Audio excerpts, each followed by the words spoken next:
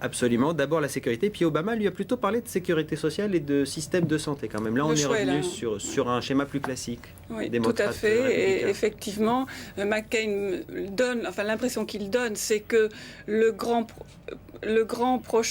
problème pour lui, c'est maintenir la sécurité extérieure du pays par rapport aux menaces de guerre, par rapport au terrorisme.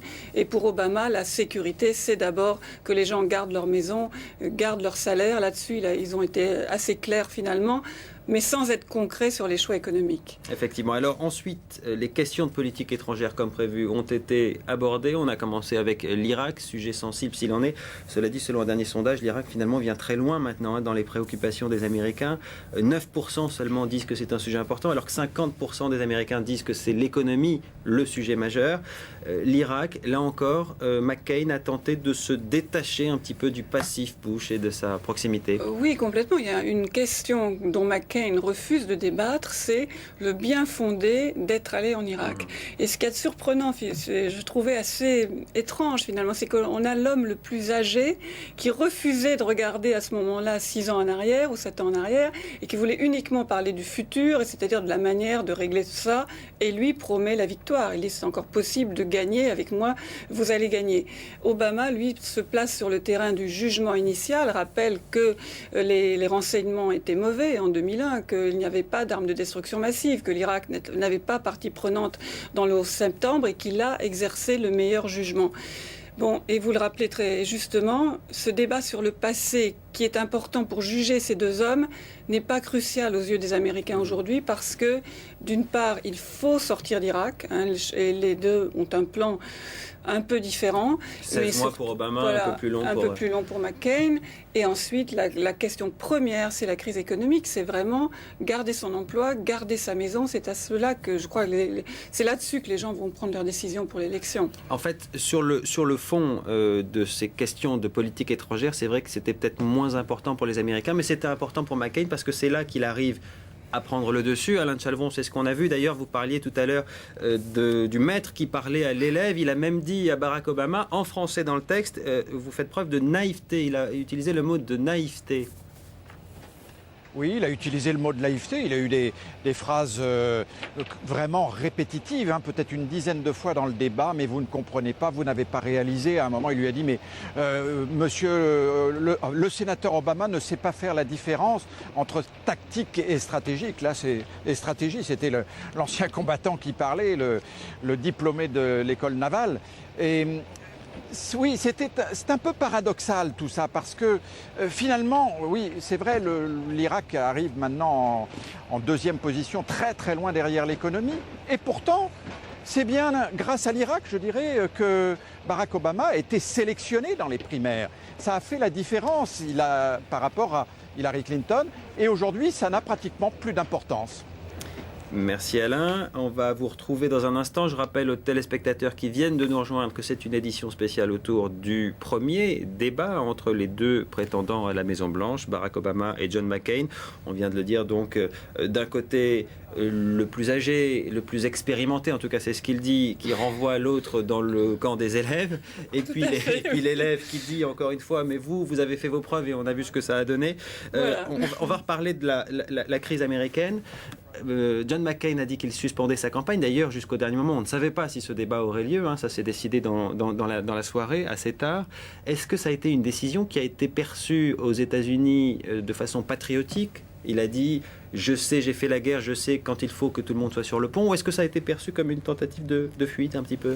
Je pense que beaucoup l'ont quand même perçu au moins comme une confusion, comme quelque chose qui n'a pas été très clair, puisque John McCain a dit « Je suspends ma campagne, je ne vais pas à ce débat, il y a plus urgent, il faut que nous nous réunissions tous pour résoudre la crise économique ». Ça, c'était il y a 2 ou 3 jours. Et finalement, hier matin, sans que la crise soit résolue en aucune manière, avec peut-être la perspective d'un accord au Congrès, mais qui n'est pas encore là, il a dit « Finalement, j'y vais ». Donc, c'est assez confus. Et finalement, dans le débat, on n'est pas revenu là-dessus. Est-ce qu'il a pris une décision patriotique ou est-ce qu'il a fait une manœuvre électorale dont il s'est dit ça va se retourner contre moi, je vais laisser le champ libre 1h30 de pleine prime time, comme on dit, à Barack Obama. Il ne s'est pas du tout expliqué là-dessus. Il veut se montrer comme l'homme au-dessus des partis qui sait réunir démocrates et républicains pour trouver une issue à la crise économique. Là, je ne trouve pas qu'il ait donné d'arguments clairs pour nous montrer que c'était bien le cas. Alors, il avait mis comme condition suspensive à sa participation le fait qu'un accord soit trouvé au Congrès sur ce fameux plan de sauvetage de l'économie américaine, 700 milliards d'euros de dollars selon les derniers chiffres. Alain, est-ce que on en est où de cette histoire de plan? Parce que finalement, l'accord n'a toujours pas été trouvé ce soir. Ça continue à discuter au Congrès? Oui, bien sûr, tout à fait. Vous savez, la session parlementaire devait se terminer ce soir, donc elle a été prolongée, sine die, et je pense qu'on va encore discuter pendant tout le week-end. Il faut quand même qu'on finisse par trouver une solution. Le blocage vient du côté des Républicains, vous savez, c'est ça le paradoxe aussi de cette situation, c'est que finalement, ce sont les amis du président qui bloquent le projet du président. Mais enfin, c'est comme ça, pour eux, c'est très difficile à digérer, que l'État, comme ça, envahisse massivement l'économie avec 700 milliards de dollars. Donc pour le moment, ils font de la résistance, mais enfin vraisemblablement on finira quand même par trouver une solution. Alors si je peux juste un mot par rapport à ce que vous demandiez tout à l'heure, est-ce que finalement John McCain a cédé? John McCain a voulu faire un coup. Et ça n'a pas marché. Il a voulu faire le coup de celui qui est au-dessus de la mêlée, qui fait passer l'intérêt national avant l'intérêt politique, bassement politique.